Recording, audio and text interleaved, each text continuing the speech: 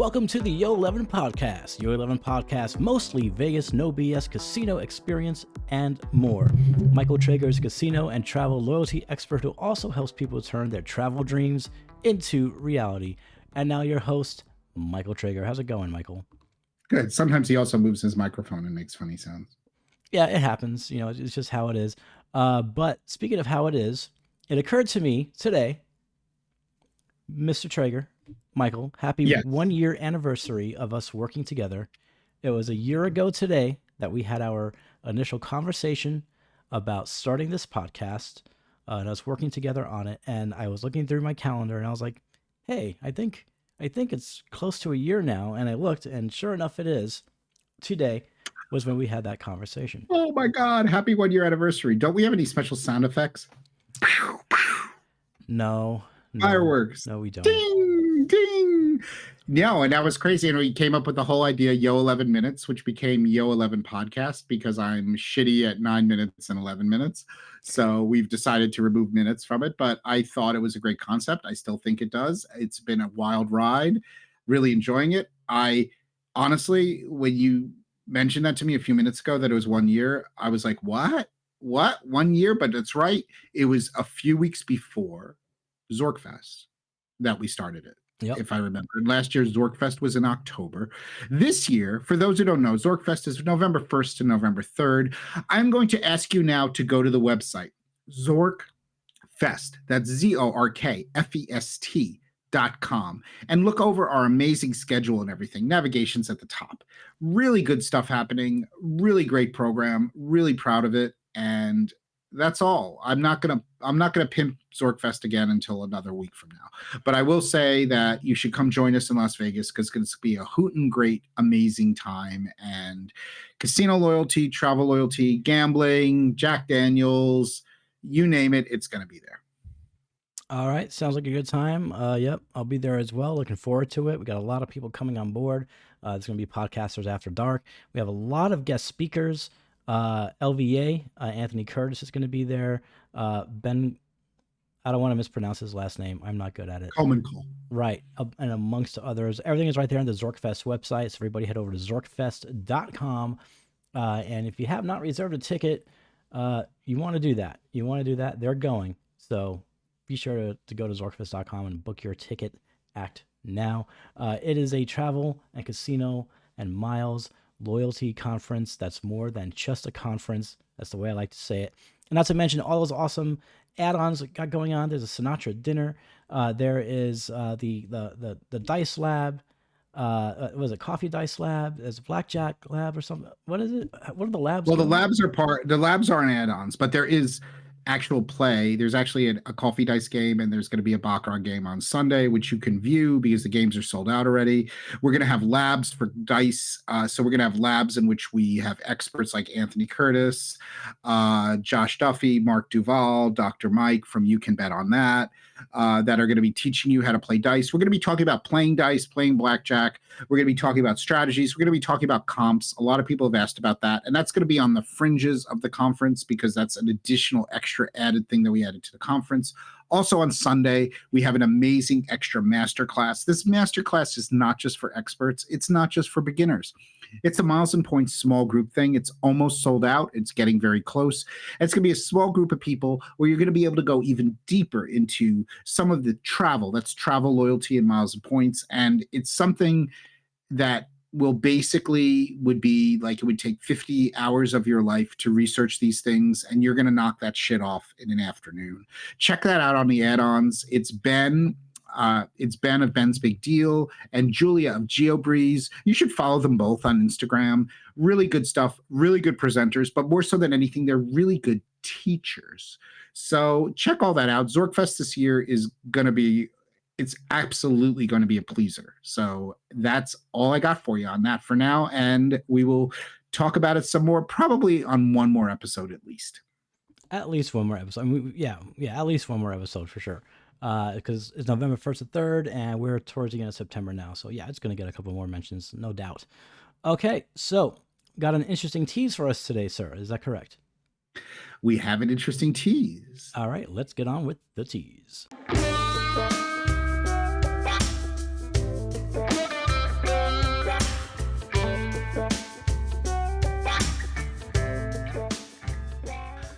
course. So this tease was brought about by a tweet that I saw from Richard Munchkin. Those who don't know Richard Munchkin, he is one of the most amazing casino advantage players in the world. He used to be on a podcast called Gambling with an Edge with Bob Dancer. Super knowledgeable guy, super amazing, awesome person. By the way, I have invited him to come to ZorkFest. I hope he shows up. I actually told Anthony Curtis to make sure that he invites Richard, but he did an X today. I guess that's what we have to call it. He did an X. Well, it wasn't today. It was on the 25th. What is today? I don't even know what today's date is. Today's the 25th.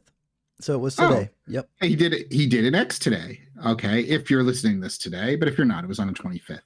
And Richard goes on, and also follow Richard Munchkin on X. That's at RWM21. That's at RWM21. We'll try to put it in the show notes. We're not always so good about that, but we'll try our bet. Movestro put it in show notes. And ugh, this makes me sick.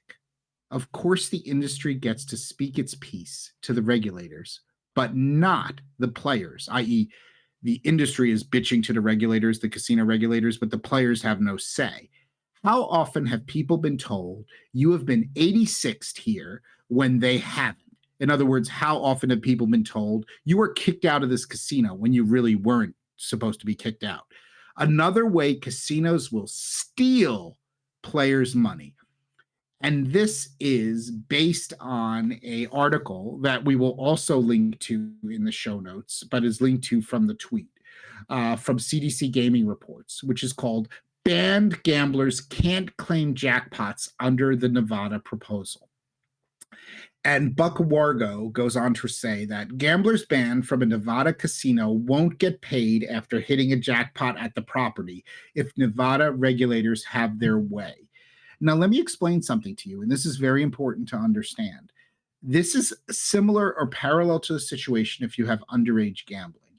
If you have somebody who is an underage gambler and you think it's like all funny, like, oh, I'm going to let my 16-year-old daughter push the button on a slot machine. Not cool. You know why? Because if your 16-year-old daughter pushes the button on a slot machine and wins a $100,000 jackpot, guess what? She hasn't won a $100,000 jackpot because she was underage and she wasn't supposed to be gambling. So you don't get it. The casino gets a fine. She gets in trouble. You get in trouble, and nobody gets the money.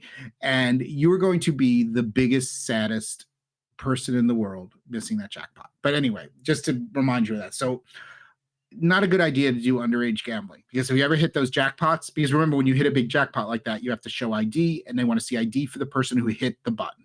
So it's not cool. Don't let people who are underage gamble, unless you don't care about it. If they hit a jackpot and they just don't have to get it, maybe that turns you on. I don't know who it would turn on, but it wouldn't turn on me on. So getting back to this proposal, the Nevada Gaming Control Board is proposing a regulation that would grant casinos the authority to halt payments to jackpot winners where tax information is required, just as explaining, that's over $1,200, if the property previously kicked them out and told them not to return. The proposal would also include those included in the Nevada Black Book of individuals not allowed to enter casinos. The board would bring the matter to a future meeting to gather input from the casino industry.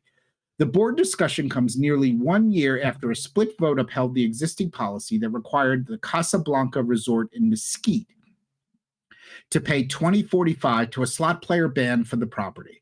At an October 2023 board workshop, industry representatives expressed concerns with that policy, suggesting that trespassers should not be paid.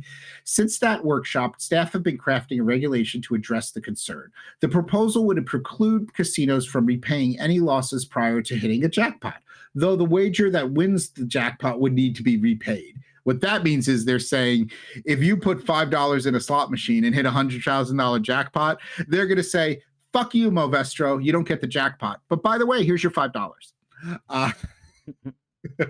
But that's translating that for you. Properties would be required to post notices of the policy at its entrances, on its websites, and in their house rules. The language on notices at entrances could be removed from the final draft.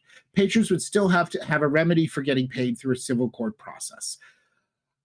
The problem with this, the overall problem with this kind of thing is, if you're banned from a casino, you might not even know you were. I mean, the crux of what Richard's trying to say when he says it makes him sick, basically the industry is bitching like we've banned some players from the casino, but they still come back. So we want to punish them if they hit a jackpot.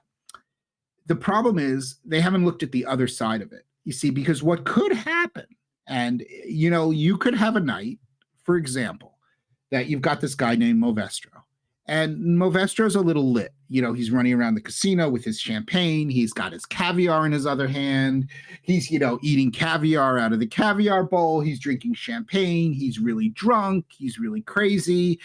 And the casino just decides, it was just a little bit too much. It was all okay until Movestro decided to stand on top of one of the blackjack tables. And while they might let the Vegas Vice get away with something like that, they're not going to let Movestro get away with it. So they can say, you're out of here. You're 86th.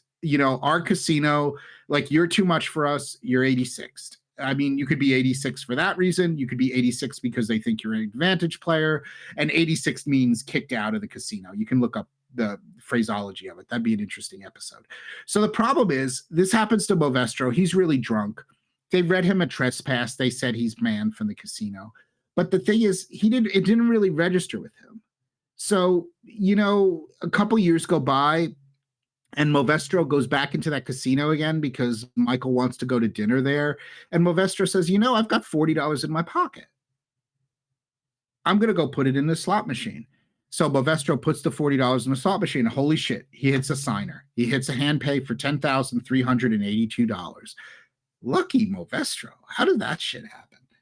And then they come over and they go, hey, Movestro, can we see some ID? And, we need ID so we can give you a W-2G for the tax form. They take your ID, they look it up, and then they put you in the computer. And they go, whoa, Movestro's banned from this casino. So we're not going to pay him the jackpot.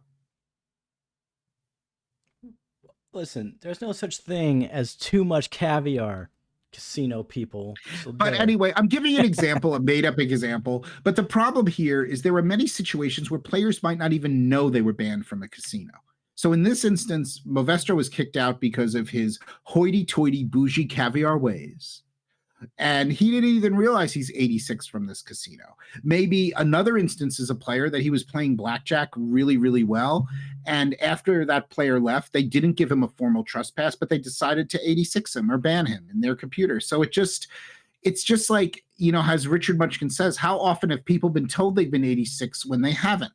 I guess he's trying to say that a lot of times also what he's trying to say is a lot of times casinos will say to you, like, you're kicked out, get out of here, but you're not formally 86th. So a casino might say to you, like, in this instance, like, they kicked Movestro out because of his crazy caviar bougie ways, but they didn't really put him in the black book of that casino. They didn't really do it. They just sort of scared Movestro a little bit. So now Movestro knows when he comes out, he's just not going to dance on blackjack tables and eat caviar anymore. But, sometimes casinos tell you you're 86th and you haven't. Sometimes you are 86th and you don't know you are. But there's a whole bunch of problems here. And the fact that the casinos, think about hitting some of these jackpots, 1 in 40,000 chance, 1 in 50,000 chance, 1 in 100,000 chance. So really, somebody's going to hit a jackpot, which is near impossible to hit. And you're basically going to say, no, a couple of years ago, something is here in the computer. And it also could be like you're in the black book for Nevada. You don't even know you're in the black book. They're trying to pull. And where's this going to stop? Maybe they're going to say, like, if you've been 86 from any casino ever in your entire life. I mean, it's going down a very dangerous path. Obviously, I have not dug really deep into this. But the crux of it is that casinos,